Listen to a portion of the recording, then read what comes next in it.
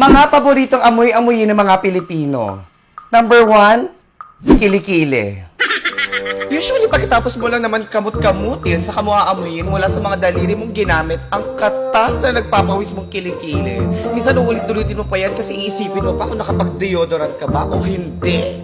6 out of 10. Paiba-iba kasi yung amoy, walang consistency.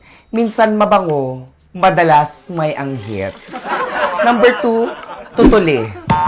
Iba talaga ang sensation na binibigay ng paglilinis ng tenga. Nakakaantok na nga minsan, di ba? Pero aminin mo, na-curious ka rin kung ano ba ang amoy ng tutuli. Hindi ka pa nakontento, dudukutin mo pa yung tutuli sa cotton buds at dadamhin mo ang texture ng tutuli saka mo aamoy.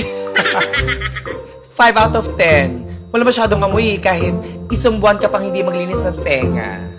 Number 3, paa. Yung buong araw kang nakasapatos tapos pasmado pa yung talampakan mo. Kaya yung mga bakterya, aba, tuwan-tuwa pero yung amoy ng paa mo, hindi nakakatuwa. 8 out of 10. Mabaho pero iba yung impact ng amoy. Paa mo yan eh. Siyempre magugustuhan mong amoyin yan. Number 4, bulangot. Eto hindi ko maintindihan. Galing na nga sa ilong pero di ka pa rin makontento. Inamoy mo pa rin. Ang siste, huhugutin mo, aamoyin, tapos bibilugin, tapos pipitikin, tapos aamoyin mo ulit. 5 out of 10. Hindi ba masyadong exciting amoyin eh? Parang sipon lang na tumigas. Next, tinga. Yung may natira ka pang hapunan sa gilagid mo pero syempre yung latak ng laway, aamoyin mo. Iisa lang ang amoy nito kahit ano pa ang linantakan mo. 7 out of 10. Sa umpisa mabaho pero habang tumatagal, pabango ng pabango. Uy, susubukan. Next natin ay utot. 8 out of 10. Sobrang enjoy talaga kapag naamoy mo yung sarili mong utot.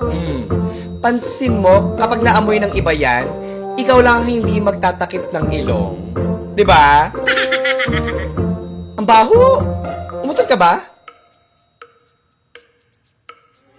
Next natin ay pusod. Isa pang hindi mo maiwas-iwasang amoyin yung amoy ng maitim mong pusod na ilang linggo mo nang hindi nalilinisan kasi curious ka kung ano ang amoy na isang linggong libag na naka-lockdown sa pusod. Minsan buwan pa nga inaabot yan dyan eh. 9 out of 10. I recommend na huwag kang gagamit ng cotton buds. Try mong gamitin yung daliri mo. Mas malalasap mo yung amoy. 9 out of 10. Next natin ay singit. Iba yung kilig talaga kapag naamoy ang singit. Lalo na kapag ang singit ay pawis sa pawis. Naghahalo yung amoy ng downy sa underwear at yung asim ng libag sa singit. 9 out of 10. Almost perfect. Nakaremix kasi yung amoy kasi depende sa mga pinaggagawa mo maghapon yung katas ng singit at kung nalabahan ng maayos yung underwear. Next natin ay ingrown. Ang pinaka-paborito ng lahat, ingrown. Aminin, iba talaga ang sarap ng amoy ng infection sa kuko, lalo na sa kuko ng paa. Iba ang sarap kapag natatanggal yung mamula-mula, maitim-itim o nagnananang kuko.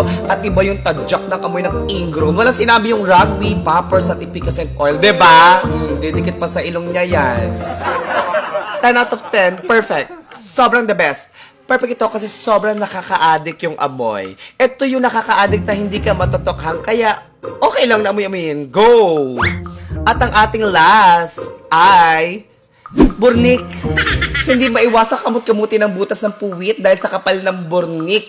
Pero kapag nakuha mo na ang sarap ng kate, syempre makukurious ka pa kung ano ba ang amoy ng burnik na pinagmumugaran ng pawis at erda na lumilingkis. 10 out of 10. Perfect ang score kasi hindi mo lang amoy ang palabas. Amoy mo rin ang bahagya ang mga niluwal mo. Tsaka kumakapit sa ilong yung amoy. Long lasting.